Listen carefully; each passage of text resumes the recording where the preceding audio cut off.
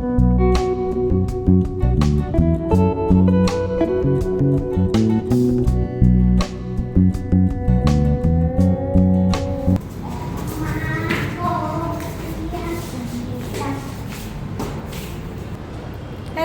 Hello. House your school? Okay, నీ activity ఎలా అయింది తల్లి? చాలా బాగుంది, కానీ మన పార్టీకి 0 votes. That's okay, no problem. ఇంకా ఇంకేమంటే అంతేనండి. ఓకే, లిఫ్ట్ వచ్చింది. Let's get in to the lift. Hello అండి, నేను మీ జ్యోతి. Welcome back to my channel Kriti sweet home. ఎలా ఉన్నారు మీ అందరూ? బాగున్నారా? నేను చాలా బాగున్నాను. ఈరోజు మీరు నా Friday evening to night routine blog అయితే చూస్తారు. ఇంకెందుకు ఆలస్యం, వచ్చేయండి బ్లాగ్లోకి వెళ్ళిపోదాం. ఇక్కడ మా పాప ఫీల్ అవుతుంది కదా 0 votes అని. ఢిల్లీలో ఎలక్షన్స్ అవుతున్నాయి కదా, సో వాళ్ళు ఈవీఎస్ సబ్జెక్ట్లో ఎలక్షన్స్ టాపిక్ అయితే నడుస్తుంది ఇప్పుడు. సో క్లాస్లో ఒక 4 పిల్లల్ని క్యాండిడేట్స్గా సెలెక్ట్ చేసి వాళ్ళకైతే అన్నీ ఎక్స్ప్లెయిన్ చేశారు. సో దాని ప్రకారం తిన పార్టీకి అయితే 0 votes వచ్చాయంట, అందుకే ఫీల్ అవుతుంది. ఇట్స్ జస్ట్ అన్ యాక్టివిటీ, ఎక్కువ సీరియస్గా తీసుకోకని అయితే చెప్పాను. ఎందుకంటే మన అమ్మాయివన్నీ అలా ఉన్నాయిలేండి. నేను బాగా చదివిస్తాను, హోంవర్క్స్ కంప్లీట్ అయ్యేలా చూస్తాను, అలాంటివి చెప్పిందట. తన ఫ్రెండ్స్ వచ్చేసి మీ ఫ్రెండ్స్ దగ్గర మీకు ఇష్టమైన చోట కూర్చునేలా చేస్తాను, మీ బడ్డీస్కి మీ చాయిస్ ఇస్తాను, అలాంటివి వాళ్ళు చెప్పారట ప్రామిసెస్. అలా ఉంటాయి పిల్లల విషయాలు. అలాంటి చిన్న విషయానికే పాపం బాగా ఫీల్ అయింది. సో అదైతే పక్కన పెట్టేస్తే ఇంకా తన కోసం పులిహోర కావాలంటే రాగానే పులిహోర అయితే చేసి పెట్టేశాను. తను అది తినేసి క్రికెట్కి అయితే వెళ్ళింది. ఇంకా అది కొంచెం ఈవినింగ్ టీ అదంతా అయిన తర్వాత ఇవాళ నా గ్రాసరీ అంతా రీఫిల్లింగ్ ప్రోగ్రామ్ అయితే పెట్టుకున్నాను. ముందుగా పోపుల పెట్టితో స్టార్ట్ చేశాను. ఇది నా పోపుల పెట్టి ఇలా ఉంటుంది. ఎండుమిర్చి అన్నీ నేను రెడీగా పెట్టుకుంటాను. జీరా కొంచెం ఎక్కువ చట్నీస్లో వాటిలో వాడతాం కాబట్టి అవి 2 పార్టీషన్స్లో వేసుకొని మిగతావన్నీ మినపప్పు, శనగపప్పు, మెంతులు అవన్నీ కామనే. ఇంకా నా ఆట, రైస్ ఎవ్రీథింగ్ రీఫిల్ చేసేది ఉంది. ఆ పనిలో అయితే పడ్డానని చెప్పాలి. అన్నీ ఒకసారి చేసేసుకుంటే కిచెన్ నీట్గా ఉంటుంది. మనకి ఎప్పుడైనా కిచెన్లోకి వచ్చి వంట చేయడానికి ఇంట్రెస్ట్ కావాలంటే ఏం కావాలి, అన్నీ చేతికి హ్యాండీగా ఉండాలి. ఇలా అయిపోయినవన్నీ రీఫిల్ చేసుకోకుండా ఖాళీ డబ్బాలను అలా వదిలేసుకుంటే అస్సలు వంట చేయాలనిపించదు, అబ్బా కిచెన్ అనిపిస్తుంది. అలా కాకుండా ఇవన్నీ నీట్గా ఆర్గనైజ్ చేసి పెట్టేసుకొని ఎప్పటికప్పుడు రీఫిల్ చేసేసుకుంటూ ఉంటే ఆహా కిచెన్ అనిపిస్తుంది. సో మీకు అబ్బా కిచెన్ ఇష్టమా, ఆహా కిచెన్ ఇష్టమా? నేనైతే అబ్బా కిచెన్ని ఆహా కిచెన్గా మార్చుకొని నా కిచెన్ని చాలా మంచి ప్లేస్గా నేనైతే నాకు నేనుగా క్రియేట్ చేసుకుంటే, ఎందుకంటే నాకు కిచెన్లో ఉండటం చాలా ఇష్టం. మనం మోస్ట్ ఆఫ్ ద టైం కిచెన్లోనే మన టైం స్పెండ్ చేస్తాం కాబట్టి, సో అందులో వస్తువులన్నీ ఎంత హ్యాండీగా ఉంటే మనకు అంత చక్కగా వంట చేయాలనిపిస్తుంది. దీని మీద మీ అభిప్రాయం ఏంటి అనేది నాతో కామెంట్ సెక్షన్లో కామెంట్ చేసేయండి. అండ్ ఇక్కడ ఇడ్లీ రవ్వ అలాంటివి కూడా రీఫిల్ చేసేసుకుంటున్నాను.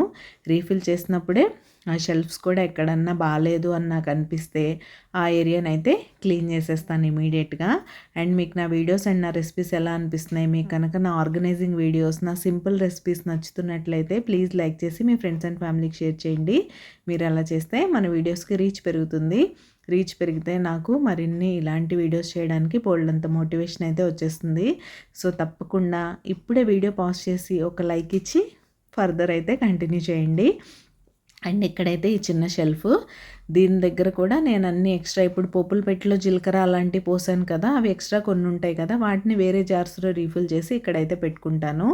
మీ దగ్గర కూడా ఇలాంటి చిన్న కిచెన్, చిన్న చిన్న కానాలు లాంటి షెల్ఫ్లు ఉంటే వాటిలో ఉన్న వర్టికల్ స్పేస్ని చిన్న జార్స్తో ఎలా ఆర్గనైజ్ చేసుకోవాలో ఇక్కడ నేనైతే చూపించేస్తాను. ఆల్రెడీ ఇలాంటి వీడియోస్ మన ఛానల్లో చాలానే ఉన్నాయి.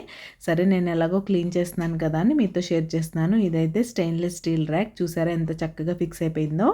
ఇప్పుడు నేను పెట్టుకునే చిన్న జార్స్ కాబట్టి ఈ ర్యాక్ లేదనుకోండి నేను ఒక 10 మాత్రమే పెట్టగలను. ఈ ర్యాక్ ఉంటే 20 పెట్టుకోవచ్చు, అదే బెనిఫిట్. ఇలాంటి మరిన్ని ఆర్గనైజింగ్ వీడియోస్ కోసం మన ఛానల్ని సబ్స్క్రైబ్ చేసేసుకోండి.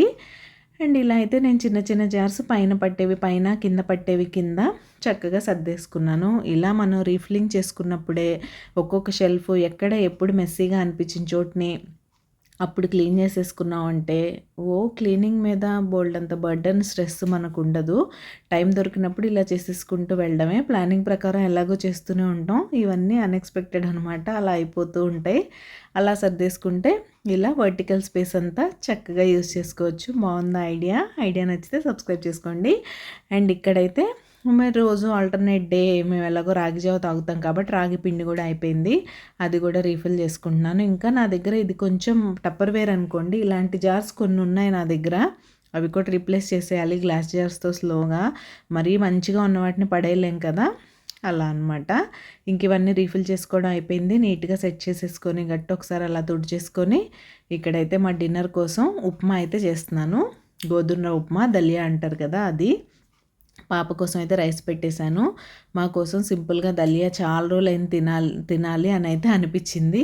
ఇంతకుముందు రెగ్యులర్గా చేస్తూనే ఉండేదాన్ని. ఈ మధ్య ఎందుకో కొన్ని రెసిపీస్ అసలు నాకు తెలియకుండానే అలా వదిలేస్తూ ఉంటాం.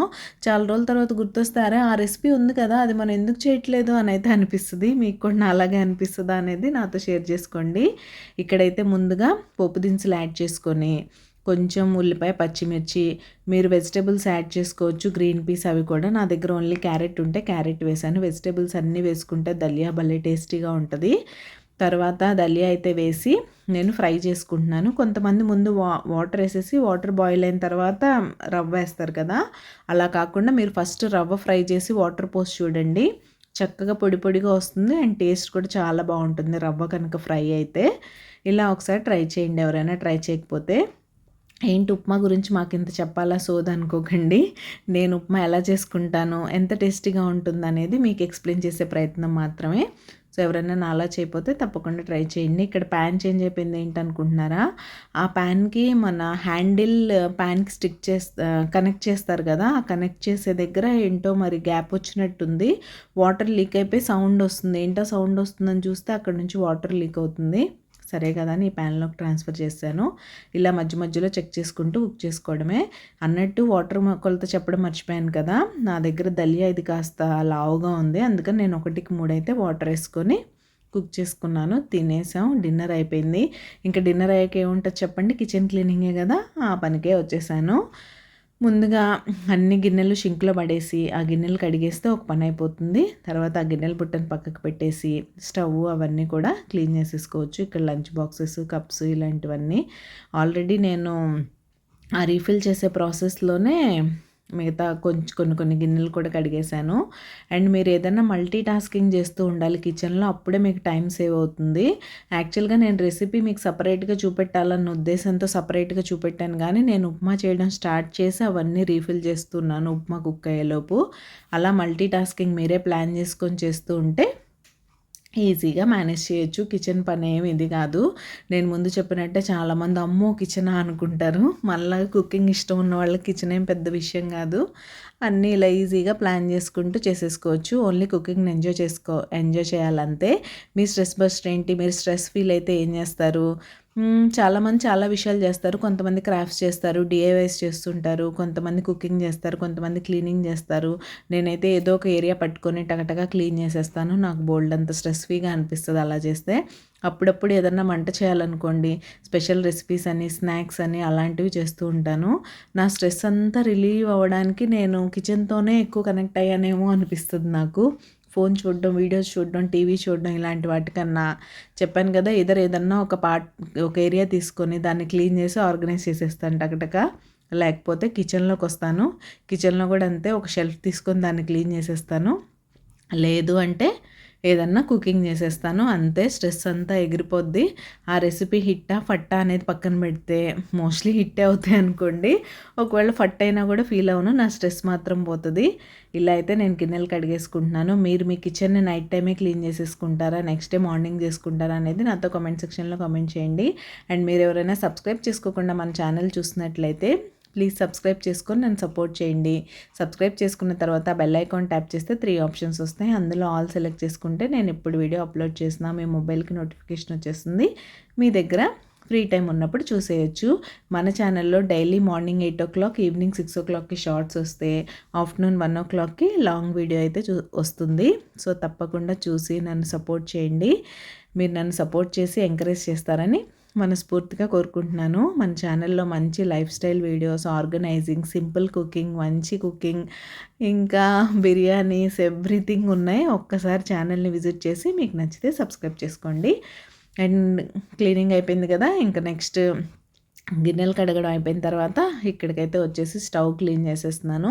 స్టవ్ ఆఫ్టర్నూనే నేను డీప్ క్లీన్ చేశాను కాబట్టి ఏముంది, ఇందాక మా పాప కోసం పులిహోర చేశాను, మా కోసం ఉప్మా చేశాను అంతే కదా. సో అటాచ్మెంట్స్ ఏమి ఇప్పుడు క్లీన్ చేసే పని లేదు. నీట్గా పైన అయితే హోమ్ మేడ్ లిక్విడ్ వేసేసి క్లీన్ చేసేసుకున్నాను చక్కగా. ఇలా క్లీన్ చేసేసుకొని ఇంకా రేపటి మార్నింగ్ కోసం నట్స్ సోక్ చేసేసి వెళ్ళి పడుకోవడమే. Friday evening already weekend mode on అయిపోయింది, కానీ సాటర్డే మార్నింగ్ 8:30కి మా పాప క్రికెట్ ఉంది కాబట్టి మార్నింగే లేవాలి, అంటే నైట్ త్వరగా వైండప్ చేసేయాలి. రేపు స్మూదీ ఉంది సాటర్డే కాబట్టి. మేము మండే, వెన్స్డే, ఫ్రైడే రాగి జావ తాగుతాం. Tuesday, Thursday, Saturday smoothie, Sunday cheat day అనమాట. ఆ రోజు ఏది తినాలనిపిస్తే అది తినేస్తాం, ఏది తినాలనిపిస్తే అది అనుకుంటాం, కానీ లేట్గా లేవడం వల్ల జనరల్గా ఫ్రూట్స్తోనే కానిచ్చేస్తాం. ఎప్పుడైనా స్పెషల్గా చేయాలంటే చేస్తాను. సో రోజు 2 గిన్నెలతో అయిపోయేది, స్మూతీ అంటే 4 గిన్నెలు అవుతుంది. అన్నీ సోక్ చేయాలి కదా, వాల్నట్స్, ఆల్మండ్స్, అంజీర్, డేట్స్, మన సీడ్స్ ఇవన్నీ, కాబట్టి అవన్నీ సోక్ చేసే పనిలో ఉన్నాను.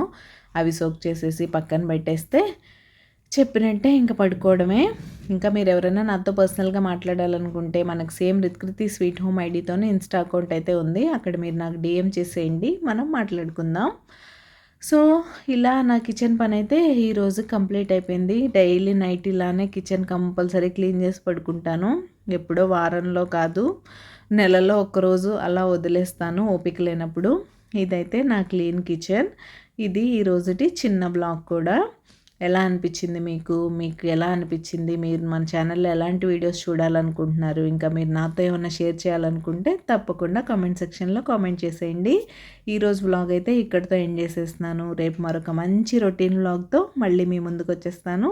అంతవరకు take care, bye, see you tomorrow, bye.